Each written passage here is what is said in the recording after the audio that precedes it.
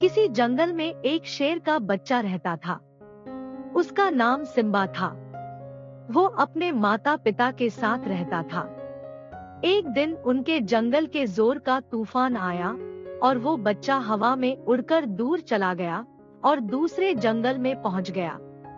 इस जंगल का राजा एक रंगीन शेर था जिसका नाम शेरू था। वो बच्चा उसके पास आ गया। शेरू उसे देखकर बहुत खुश हुआ।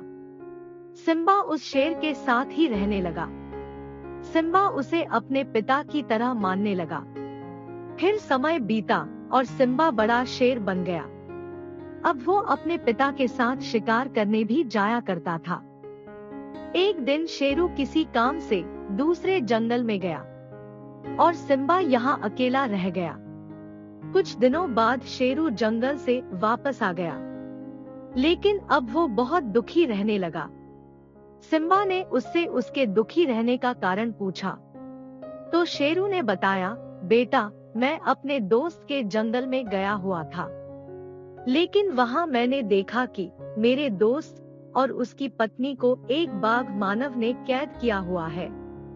मैं तो बूढ़ा हो चुका हूँ, इसलिए मैं उससे लड़ भी नहीं सका। सिम्बा ने कहा, पिताजी, मैं आपके दोस्त को छुड़ाऊंगा, आप मुझे अपने साथ ले चलिए। फिर वो दोनों दोबारा उसी जंगल में चले गए। फिर सिम्बा उस बाघ मानव के पास जाता है। उसे देखते ही बाघ मानव उस पर हमला कर देता है, जिससे सिम्बा गिर जाता है। उसके बाद सिम्बा फिर उठता है और वो बाघ मानव पर हमला करता है। बाघ मानव नीचे गिर जाता है और सिम्बा मौका देखकर उसे दबोचकर मार डालता है। फिर शेरू अपने दोस्त को आजाद कर देता है। उसके दोस्त ने शेरू को धन्यवाद दिया। फिर उसने कहा, शेरू दोस्त, तुम्हारा बेटा बहुत ही बहादुर है।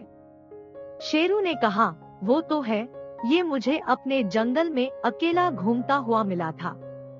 ये एक तूफान में उड़कर मेरे जंगल में पहुंच आया था, तब से ये मेरे पास ही है। उसकी बात सुनकर उसका दोस्त चौंक जाता है। वो कहता है, अरे ये तो मेरा बेटा है।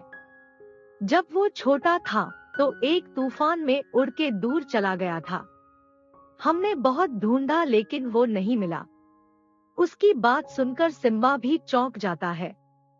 उसने सोचा भी नहीं था कि वो कभी अपने माता पिता से दोबारा मिल सकता है। वे सब बहुत खुश हुए और वे एक साथ ही शेरू के जंगल में रहने लगे। किसी जंगल में दो शेर रहा करते थे।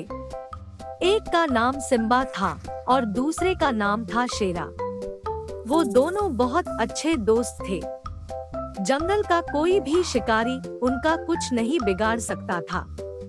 उसी जंगल में एक बाघ भी रहता था। वह हमेशा उस जंगल का राजा बनना चाहता था, लेकिन वो एक साथ दो शेरों से नहीं लड़ सकता था। एक दिन उसने एक योजना बनाई। उसने देखा कि सिम्बा अकेला खड़ा है और शायद शेरा कहीं गया हुआ है। वो सिम्बा के पास आता है और कहता है, सिम्बा, कल मैंने शेरा को किसी से बात करते सुना। वो तुम्हें मार कर अकेले इस जंगल पर राज करना चाहता है।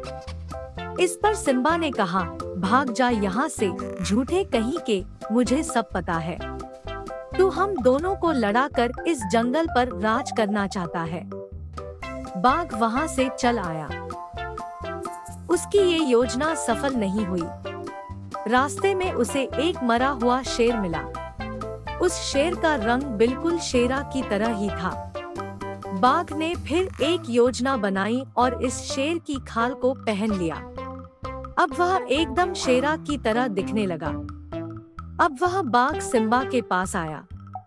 सिम्बा उसे देखकर सोचता है कि यह शेरा ही है।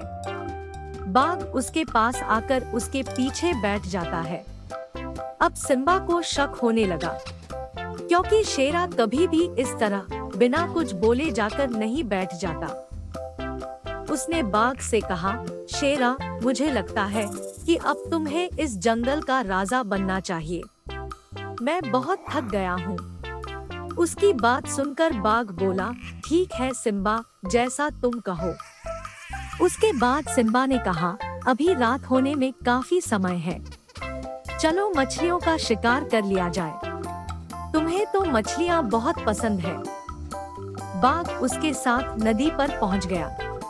नदी पर पहुंचते ही वो सिम्बा से कहता है, आज दोनों भाई खूब मछलियाँ खाएंगे। उसकी बात सुनकर सिम्बा कहता है, लेकिन शेरा को मछलियाँ बिल्कुल भी पसंद नहीं है, तुम जरूर कोई और ही हो। उसकी बात सुनकर बाघ को समझ में आ गया कि वो फंस गया है। इससे पहले वो कुछ सोचता, सिम्बा ने उस पर हमला करके उसका काम तमाम कर दिया।